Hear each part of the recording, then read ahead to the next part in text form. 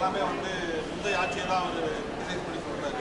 எப்படி பார்க்குறீங்க? நீங்கள் முதல்வர் வந்து அன்றைக்கு திருச்சியில் என்ன சொல்லியிருக்கிறாருன்னா, ஆட்சி பொறுப்பேற்று கிட்டத்தட்ட 3 வாரங்கள் தான் ஆயிருக்கு. சில காரணங்களால் இந்த கொலை காரணம் அவர் சொல்லியிருக்கிறார். போதை பழக்கம் இது போன்ற பல இதில் வந்து நிறைய இருக்கிறதுனால இந்த குற்ற சம்பவங்கள் நடக்குது. ஆகையால் வருகின்ற காலங்களில் நாங்கள் கண்டிப்பாக இதுக்குண்டான இதை வந்து நாங்கள் முறியடிப்போம். போதை கலாச்சாரமாக இருக்கட்டும், அதனால் அதன் பின்னணியில் இந்த நடக்கிறது குற்ற சம்பவங்களை நாங்கள் கட்டுப்பாட்டுக்குள்ளே கொண்டு வருவோம். ஆனால் உடனடியாக செய்ய முடியாத ஒரு காரணத்தை அவர் சொல்லியிருக்கிறார். அது வந்து அவர் தெளிவாக சொல்லியிருக்கிறார். அதனால் வந்து அதை நம்ம வந்து எப்படி நம்ம அதை தவறாக நம்ம எடுத்துக்க முடியாது.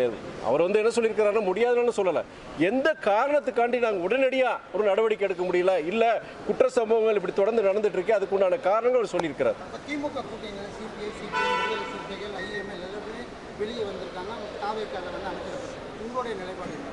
எங்களுடைய நிலைப்பாடு தற்போதைக்கு பொறுத்த வரைக்கும் கடந்த 10 வருடங்களாக நாங்கள் திராவிட முன்னேற்ற கழகத்தின் தலைமையிலான கூட்டணியில் நாங்கள் தொடர்ந்துட்டு இருக்கோம். இப்போ நாங்கள் அதில் தான் இருக்கிறோம். நாங்கள் அதில் எந்த மாற்றமும் கிடையாது.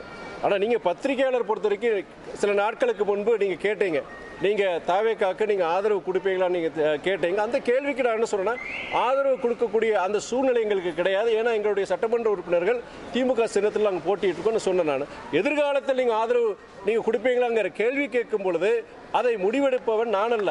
ஒரு கட்சிங்கிற போது அங்கே பொதுக்குழுன்னு ஒன்று அது கூடுவாங்க. அந்த பொதுக்குழு பொறுத்த வரைக்கும் கூட்டணியில் வந்து நாங்கள் மாற போகிறோமாங்கிறதுக்கான அந்த பொதுக்குழு கிடையாது.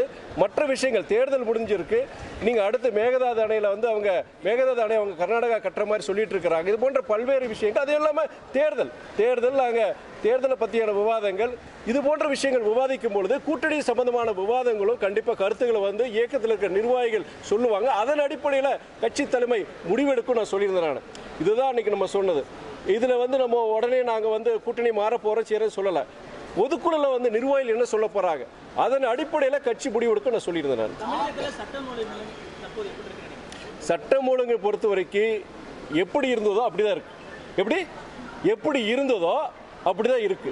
நீங்க வந்து என்னன்னா, நான் இந்த கேள்விக்கு வந்து பதில பலமுறை சொல்லியிருக்கிறேன். 100% நீங்க டெய்லி பேப்பரை படிச்சீங்களா, இல்ல செய்திகளையும் சரி ஊடகங்கள் வந்து குற்ற சம்பவங்களே இல்லாத ஒரு இது கண்டிப்பாக உருவாக்க முடியாது. வளர்ந்த நாடுகள், ஐரோப்பா, அமெரிக்கா போன்ற வளர்ந்த நாடுகளிலே குற்றச்சம்பவங்கள் நடக்குது. நம்ம இந்தியா போன்ற வளர்கின்ற நாடுகளிலே குற்றச்சம்பவங்கள் நடக்குது. ஆனால் தமிழ்நாடு பொறுத்த வரைக்கும், தமிழ்நாடு சென்ற அரசு, இது முந்தைய திமுக அரசா இருக்கட்டும், இந்த இன்றைய அரசா இருக்கட்டும், வட மாநிலங்களுக்கு நீங்க கம்பேர் பண்ணும்போது அது குற்றச்சம்பவங்கள் வந்து பெண்களை எதிரான குற்றச்சம்பவங்களாக இருக்கட்டும், மற்ற குற்றச்சம்பவங்களாக இருக்கட்டும், வட மாநிலங்களை விட தமிழ்நாடு கொஞ்சம் பரவாயில்லன்னு சொல்ல முடியும். இதில் நேஷனல் கிரைம் ரெக்கார்ட்ஸ் பியூரோ இருக்கு. வருஷம் அவங்க வெளியிடுறாங்க, ஒன்றிய வெளியிடுறாங்க. அந்த தரவுகள் அடிப்படையில் நான் தொடர்ந்து சொல்லிட்டு வரேன். அதே வேளையில் சென்ற ஆட்சியும் சரி இந்த ஆட்சியிலும் சரி குற்ற சம்பவங்கள் நடக்கும் பொழுது அது சம்பந்தப்பட்ட நபர்கள், குற்றவாளிகள் கைது செய்யப்படுறாங்க, எஃப்ஐஆர் பதிவு செய்யப்படுது. அதில் வந்து இந்த தொய்வு இல்லைன்னு தான் என்னுடைய கருத்து.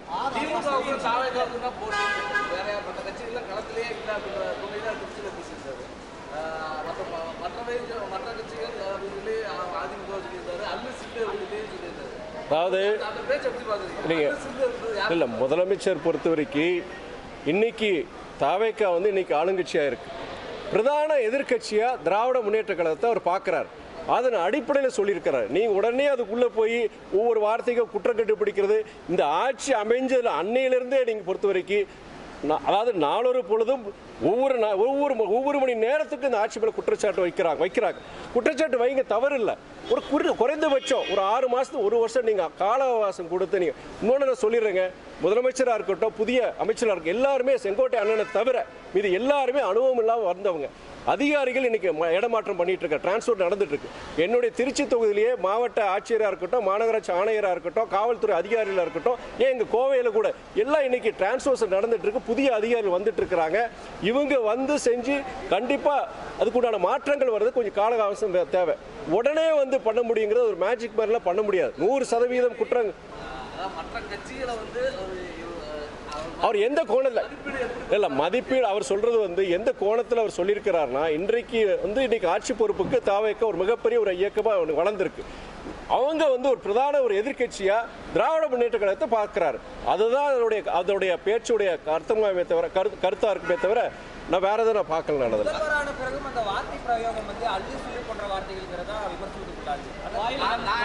இல்லை இதை பொறுத்த வரைக்கும் ஒரு முதலமைச்சராக பொறுத்த வரைக்கும் அவர் அந்த அர்த்தத்தில் நான் சொல்கிறேன் இதன் அடிப்படையில் அந்த கருத்தை சொல்லியிருக்கிறாரு. காலப்போக்கில் அவர் வந்து அதை மாற்றிக்க போகிறார். இல்லை நீங்கள் பத்திரிகையாளர் நீங்கள் இருக்கிறீங்க இல்லையா, இதை ஒரு பிரச்சனை ஆக்கி இருக்கிறீங்க. கண்டிப்பாக அது படிக்க போகிறார். அவர் அரசியலுக்கு இன்னைக்கு வந்து கிட்டத்தட்ட 3 வருஷம் தான் இருக்கும் உங்களுக்கு. இது போன்ற சம்பவங்கள் இதில் பொறுத்த வரைக்கும் உங்களை பத்திரிகையாளர் இது போல கண்டனங்கள் தெரிவிக்கிறீங்க, மற்றவங்க கண்டனம் தெரிவிக்கும் பொழுது இது போன்ற நிகழ்வுகள் எதிர்காலத்தில் அவர் கண்டிப்பாக தவிர்ப்பாருன்னு நான் நினைக்கிறேன்.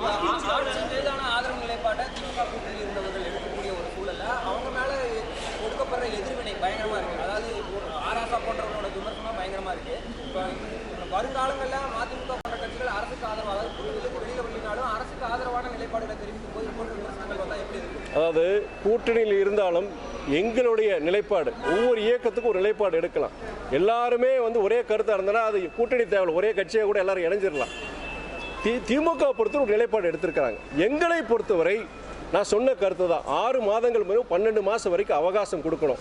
நீங்கள் அது இல்லாமல் எல்லாத்தையும் நீங்கள் குற்றம் கண்டுபிடிச்சிட்டு இருந்தீங்கன்னா அது வந்து சரியாக இருக்காது. என்னுடைய கருத்து, அது என்னுடைய கருத்து. எங்கள் இயக்கத்துடைய கருத்து. ஒரு காலகட்டத்தில் ஒரு 6 மாதம் 1 வருஷத்துக்கு கழிச்சு இது தொடருது, நிறைய நிர்வாக சீர்கேடுகள் இருக்குன்னா கண்டிப்பாக மதிமுக ஒரு அரசியல் இயக்கமாக அது கண்டனத்தை கண்டிப்பாக நாங்கள் தெரிவிப்போம்.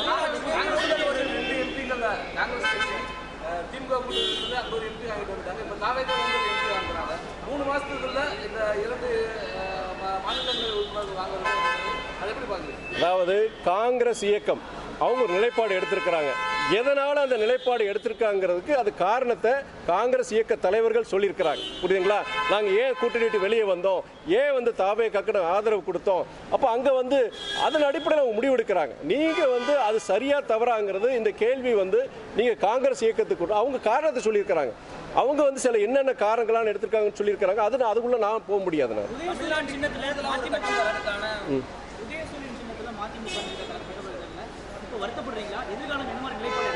அது அன்றைக்கு திருச்சியில் நான் சொல்லும் பொழுது என்ன காரணம், நான் வந்து திமுக சின்னத்தில் நாங்கள் போட்டியிட்டது துரதிருஷ்டங்கிற சொன்னது வாஸ்தவம் தான். இல்லை, ஒரு கொடியோ சின்னமோ ஒரு கட்சியோடைய இயக்கத்துடைய அடிப்படை அடையாளங்கள்.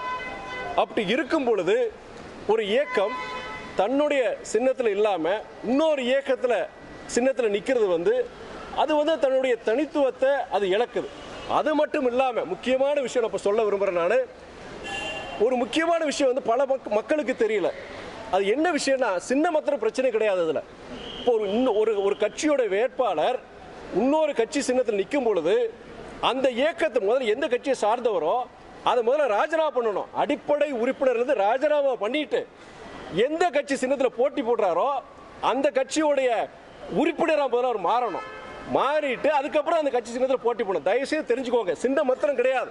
அவருடைய எந்த இயக்கத்தை சார்ந்தவரோ அந்த இயக்கத்தில் ராஜினாமா பண்ணிட்டு இன்னொரு இயக்கத்தில் ஒரு போட்டி போடுறோம்.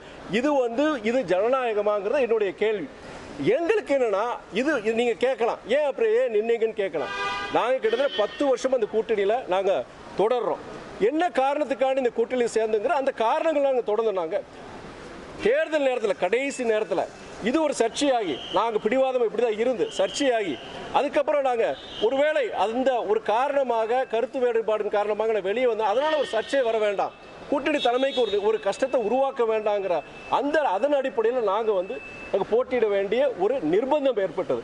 நான் அதை தான் சொன்னேன், தொண்டர்களுடைய மனக்குமுறல் நிர்வாகிகளுடைய மன வேதனையை எங்களுடைய துரதிருஷ்டம் சொல்லணும். இது தவறுங்கிறது நான் கண்டிப்பாக இது தவறு நான் சொல்லவே மாட்டேன். நான் இதுக்கு கண்டன சில பேர் பதிவுகள் போடுறாங்க செய்கிறாங்க.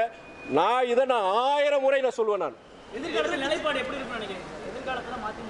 எதிர்காலத்தில் சொல்கிறேன், நான் ஒரு இயக்கம் இன்னொரு இயக்க சின்னத்தில் போட்டி போடக்கூடாதுங்கிறது எங்களுடைய பொதுக்குழுல தலைமை விரும்புதோ இல்லையோ என்னுடைய ஒரு முக்கியமான கோரிக்கை, எங்க இயக்கத்தில் இருக்கிற அத்தனை பேருடைய முக்கியமான கோரிக்கையா இருக்கும்.